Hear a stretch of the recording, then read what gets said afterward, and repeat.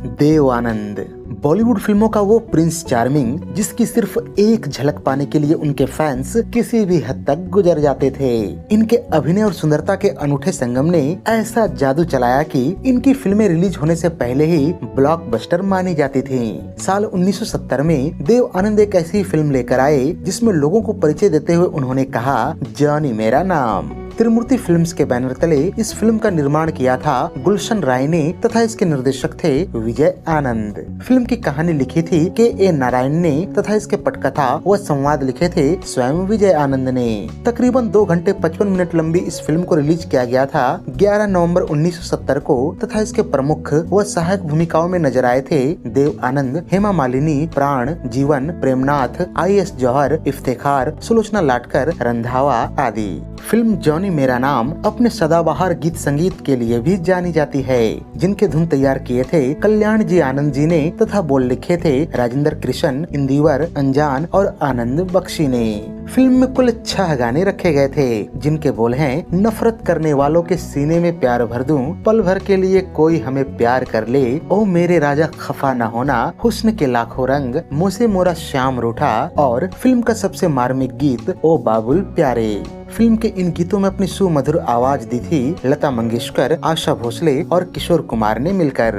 चलिए अब जान लेते हैं इस फिल्म से जुड़ी 15 खास अनसुनी बातें। फैक्ट नंबर 1, फिल्म जॉनी मेरा नाम साल 1970 में सर्वाधिक कमाई करने वाली फिल्मों के पहले स्थान पर रही थी। इसका कुल बजट था तकरीबन 50 लाख रुपए तथा इसने बॉक्स ऑफिस पर 4 करोड़ रुपए की कमाई की थी। इस लिहाज से फिल्म को ब्लॉकबस्टर घोषित किया गया था। इस साल कमाई के मामले में दूसरे स्थान पर फिल्म सच्चा झूठा जिसने 3.25 करोड़ रुपए की कमाई की और सुपरहिट कहलाई तथा तीसरे स्थान पर रही फिल्म आन मिलो सजना जिसने 2.5 करोड़ रुपए कमाए और यह भी सुपरहिट कहलाई। फैक्ट नंबर 2, देव आनंद और हेमा मालिनी ने एक साथ कुल 10 फिल्में की थीं, जिनमें जॉनी मेरा नाम पहली फिल्म रही। इनकी जोड़ी की अन्य 9 फिल्में थीं। साल 1971 में आई तेरे मेरे सपने, 1973 में आई जोशीला, छुपा रुस्तम और शरीफ बदमाश, 1974 में आई अमीर गरीब, 1976 में आई जाने मन, 1989 में आई सच्चे का बोलबाला, 2001 में आई सेंसर और 2016 में आई अमन के फरिश्ते।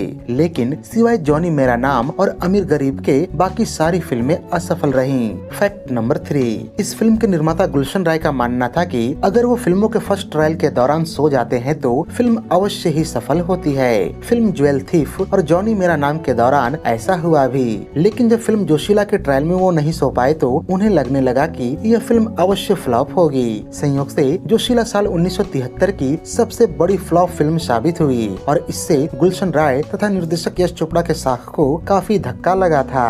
फैक्ट नंबर 4, फिल्म जॉनी मेरा नाम त्रिमूर्ति फिल्म्स की पहली पेशकश रही। इस फिल्म से पहले निर्माता गुलशन राय एक फिल्म डिस्ट्रीब्यूटर के तौर पर काफी मशहूर थे।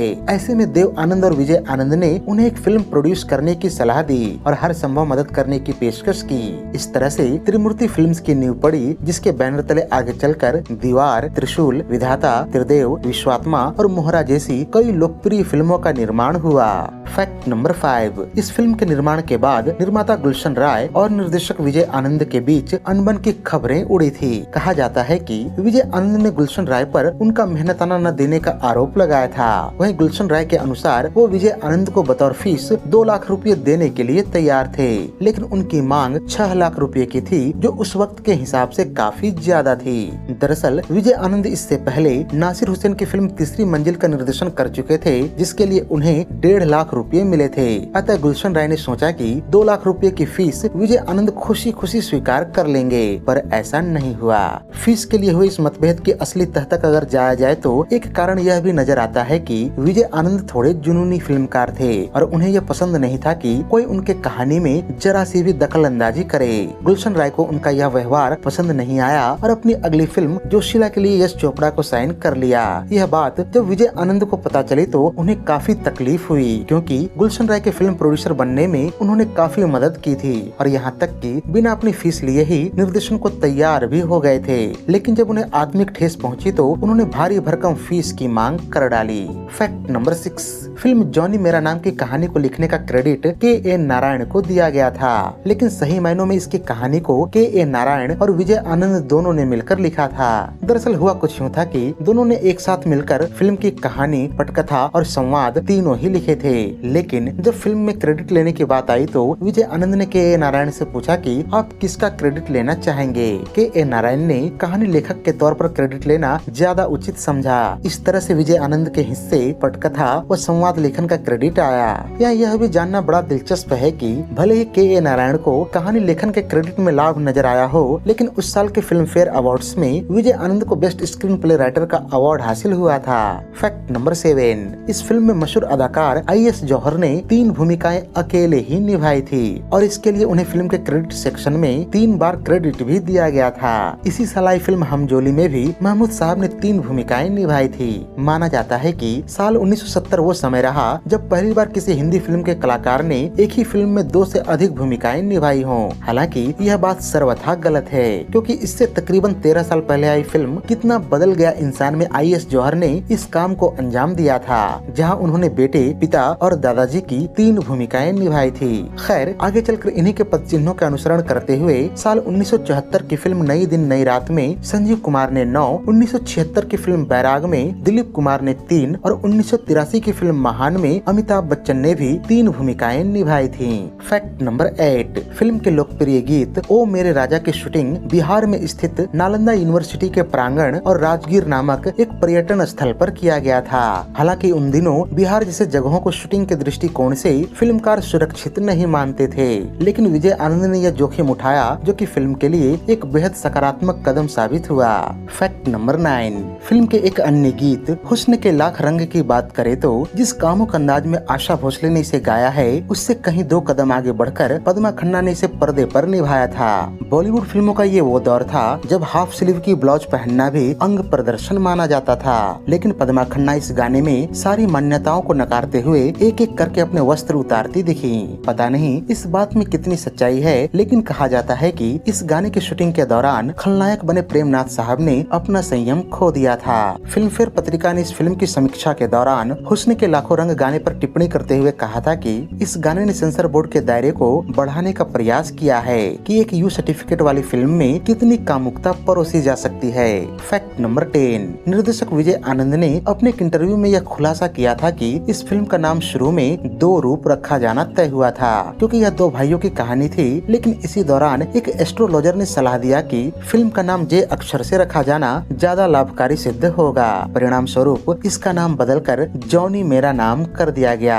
इसके अलावा साल 1969 में छपे स्क्रीन मैगजीन के एक अंक में यह कहा गया है कि फिल्म का नाम शुरू में तुम जहां हम वहां रखा जाना तय हुआ था। फैक्ट नंबर 11, फिल्म के लोकप्रिय गीत ओ मेरे राजा के एक दृश्य में हेमा मालिनी को देव आनंद की गोद में बैठकर केबल कार की सवारी करते हुए दिखाया गया है। इस दृश्य के बारे में हेमा मालिनी जी कहती हैं कि जब हम केबल कार पर सवार होकर इसकी शूटिंग कर रहे थे, तभी अचानक बिजली चली गई और हम बीच में जाकर तकरीबन घंटे भर फंसे रहे। केबल कार में ज्यादा जगह न होने के चलते इस दौरान मुझे देव साहब की गोद में ही बैठे रहना पड़ा था, जो कि मुझे बड़ा असहज कर रहा था। देव आनंद ने मेरी असहजता को भांपते हुए मुझसे बातें करनी शुरू कर दी और मेरे परिवार वालों, रिश्तेदारों, मेरे दोस्तों आदि के बारे में पूछा, जिसके बाद मैं धीरे धीरे सामान्य हो गई थी। फैक्ट नंबर 12, इस फिल्म के लिए जब विजय आनंद ने प्राण साहब से मुलाकात की तो उन्होंने अपने वर्क शेड्यूल की डायरी दिखाते हुए कहा कि मैं चाहकर भी आपकी फिल्म नहीं कर सकता। विजय आनंद ने प्राण साहब की बात को गंभीरता से सुना और लौट आए। इनके लौटने के बाद प्राण साहब ने विजय आनंद के व्यवहार पर गौर किया और सोचा कि यह पहला शख्स है जिसने मेरे सामने न तो जिद की और न ही गिड़गिड़ाया। इस बंदे में जरूर कुछ अलग बात है। अतः प्राण साहब ने अपने बिजी शेड्यूल को रीअरेंज किया और विजय आनंद को फोन पर फिल्म के लिए हामी भर दी।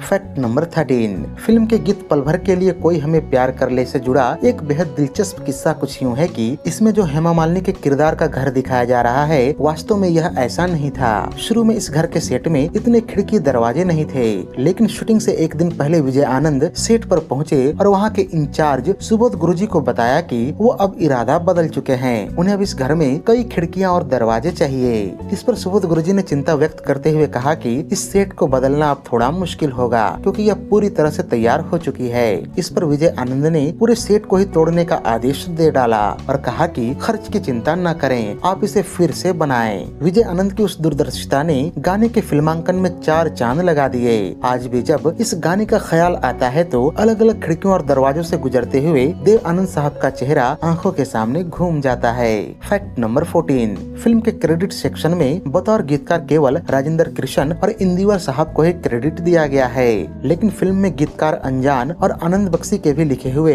एक एक गीत शामिल थे। जहां फिल्म के गीत ओ बाबुल प्यारे को अनजान साहब ने, वहीं हुस्न के लाखों रंग गीत को आनंद बख्शी साहब ने लिखा था।